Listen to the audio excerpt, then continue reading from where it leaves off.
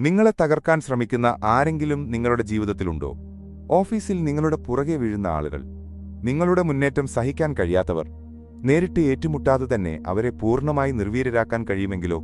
2300 വർഷങ്ങൾക്ക് മുൻപ് ഒരു വിശാല സാമ്രാജ്യം കെട്ടിപ്പടുത്ത ചാണക്യൻ പറഞ്ഞ സത്യം ഇതാണ്: യഥാർത്ഥ യുദ്ധം യുദ്ധക്കളത്തിലല്ല, മനസ്സിലാണ് നടക്കുന്നത്. ചാണക്യൻ പറഞ്ഞതിൽ ഏറ്റവും ശക്തമായ ഒരു തന്ത്രം നിശബ്ദത. നിങ്ങളുടെ ശക്തിയെല്ലാം പ്രഖ്യാപിച്ചുകൊണ്ട് നടക്കുന്നവർക്ക് മനസ്സിലാകില്ല ഈ സത്യം. നിങ്ങൾ എന്തൊക്കെയാണ് ചെയ്യാൻ പോകുന്നത്? എന്തൊക്കെയാണ് നിങ്ങളുടെ പദ്ധതികൾ? ഇതെല്ലാം എല്ലാവരോടും പങ്കുവെക്കുമ്പോൾ നിങ്ങൾ സ്വയം ദുർബലരാക്കുകയാണ്. ശത്രു നിങ്ങളുടെ ഓരോ നീക്കവും പഠിക്കുന്നു, നിങ്ങളുടെ ദൗർബല്യങ്ങൾ കണ്ടെത്തുന്നു, നിങ്ങൾക്കെതിരെ തന്ത്രങ്ങൾ ചമയ്ക്കുന്നു. പക്ഷേ നിങ്ങൾ നിശബ്ദനായാൽ, നിങ്ങളുടെ യഥാർത്ഥ ശക്തി മറച്ചുവെച്ചാൽ, മണ്ടനെപ്പോലെ അഭിനയിച്ചുകൊണ്ട് ബുദ്ധിപൂർവം കാര്യങ്ങൾ മുന്നോട്ട് കൊണ്ടുപോയാൽ, ശത്രു ആശയക്കുഴപ്പത്തിലാകുന്നു, നിങ്ങളെ കുറച്ച് കാണുന്നു, ഒരുക്കമില്ലാതെയിരിക്കുന്നു. അപ്പോഴാണ് നിങ്ങളുടെ യഥാർത്ഥ സമയം. ശത്രു അസ്ത്രമെടുക്കാൻ ആലോചിക്കുന്നതിനു മുമ്പ് തന്നെ അവൻ തറയിലായിരിക്കണം.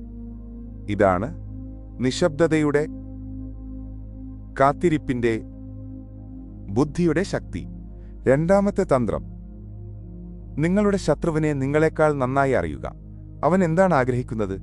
അവന്റെ ഭയമെന്താണ്? അവൻ എവിടെയാണ് ദുർബലൻ? എന്താണ് അവന്റെ യഥാർത്ഥ ലക്ഷ്യം? ഈ ചോദ്യങ്ങൾക്ക് ഉത്തരം കണ്ടെത്തിയാൽ നിങ്ങൾ ഇതിനകം പകുതിയോളം വിജയിച്ചു. ബിസിനസ്സിലാണെങ്കിൽ എതിരാളി എന്തിനാണ് ശ്രമിക്കുന്നത്? അവന്റെ കസ്റ്റമർമാർ എന്താണ് ആഗ്രഹിക്കുന്നത്? ഓഫീസിലാണെങ്കിൽ നിങ്ങൾക്കെതിരായി പ്രവർത്തിക്കുന്നവരുടെ യഥാർത്ഥ ഉദ്ദേശം എന്താണ്? അവർ എന്താണ് നേടാൻ ശ്രമിക്കുന്നത്? അറിവുള്ളയാൾ എപ്പോഴും അധികാരസ്ഥാനത്താണ്. ശത്രുവിനെ അറിയുന്നവൻ യുദ്ധം ചെയ്യേണ്ടതില്ല. അവന്റെ സ്വന്തം ബലഹീനതകൾ കൊണ്ടുതന്നെ അവനെ വീഴ്ത്താം. മൂന്നാമത്തെ തന്ത്രം: നിങ്ങൾക്കെതിരെ പ്രവർത്തിക്കുന്നവർ ഒരുമിച്ചാണെങ്കിൽ അവരെ വേർതിരിക്കുക. ഒറ്റയടിക്ക് എല്ലാവരെയും നേരിടാൻ ശ്രമിക്കരുത്. അവരുടെ കൂട്ടുകെട്ടിൽ ഭിന്നത സൃഷ്ടിക്കുക. ഓരോരുത്തരുടെയും വ്യത്യസ്ത താൽപ്പര്യങ്ങൾ മനസ്സിലാക്കുക. ഒരാൾക്ക് പ്രമോഷൻ വേണം, മറ്റൊരാൾക്ക് അംഗീകാരം വേണം, മൂന്നാമൊരാൾക്ക് സുരക്ഷിതത്വം വേണം. എല്ലാവരുടെയും ആവശ്യം ഒന്നല്ല. അവരുടെ താൽപ്പര്യങ്ങൾ വൈരുദ്ധ്യത്തിലാക്കുക. അവർക്കിടയിൽ സംശയമുണ്ടാക്കുക. നിങ്ങൾക്കെതിരെയല്ല, പരസ്പരം എതിരെ പ്രവർത്തിക്കാൻ അവരെ പ്രേരിപ്പിക്കുക. ശക്തമായ ഒരു കോട്ട പുറത്തുനിന്ന് തകർക്കാൻ പ്രയാസമാണ്, പക്ഷേ ഉള്ളിൽ നിന്ന് വിള്ളൽ വീഴ്ത്താം.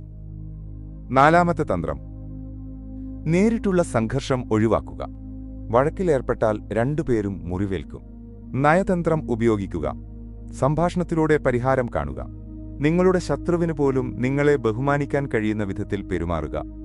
പക്ഷേ ഏറ്റവും പ്രധാനപ്പെട്ട ആയുധം സാമ്പത്തിക സ്വാതന്ത്ര്യം.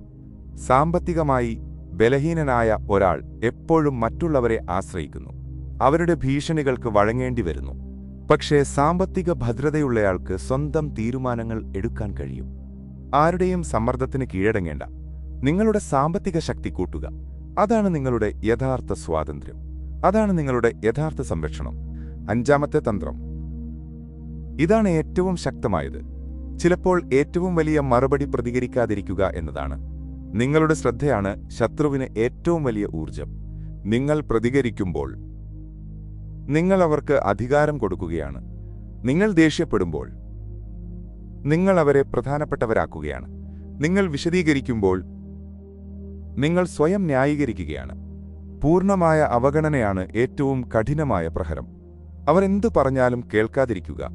അവർ എന്തു ചെയ്താലും പ്രതികരിക്കാതിരിക്കുക. നിങ്ങളുടെ വഴിക്ക് മുന്നോട്ടു പോകുക. അവർ നിങ്ങളുടെ യാത്രയിൽ ചെറിയ തടസ്സങ്ങൾ മാത്രം. അവരെ ശ്രദ്ധിക്കാതെ നിങ്ങളുടെ ലക്ഷ്യത്തിലേക്ക് നീങ്ങുക. നിങ്ങളുടെ വിജയമാണ് ഏറ്റവും മികച്ച പ്രതികാരം. ഓർക്കുക, പുറത്തുള്ള ശത്രുക്കളെക്കാൾ അപകടകാരികളാണ് നിങ്ങളുടെ ഉള്ളിലെ ശത്രുക്കൾ. നിങ്ങളുടെ ഭയം, നിങ്ങളുടെ സംശയം, നിങ്ങളുടെ അലസത. ഈ തന്ത്രങ്ങൾ കൊണ്ട് അവയെയും തോൽപ്പിക്കുക. യുദ്ധം ചെയ്യാതെ വിജയിക്കുകയാണ് യഥാർത്ഥ മഹത്വം. അഹിംസയോടെ, ബുദ്ധിയോടെ, ധൈര്യത്തോടെ മുന്നോട്ടു പോകുക. നിങ്ങളുടെ ജീവിതത്തിൽ ഈ തന്ത്രങ്ങൾ എങ്ങനെ പ്രയോഗിക്കാൻ പോകുന്നു? കമന്റിൽ പറയുക. ഈ സന്ദേശം മറ്റുള്ളവർക്കും എത്തിക്കണമെന്ന് തോന്നുന്നുണ്ടെങ്കിൽ ഷെയർ ചെയ്യുക. സീക്രട്ട് വിസ്ഡം ചാനൽ സബ്സ്ക്രൈബ് ചെയ്യാനും മറക്കരുത്.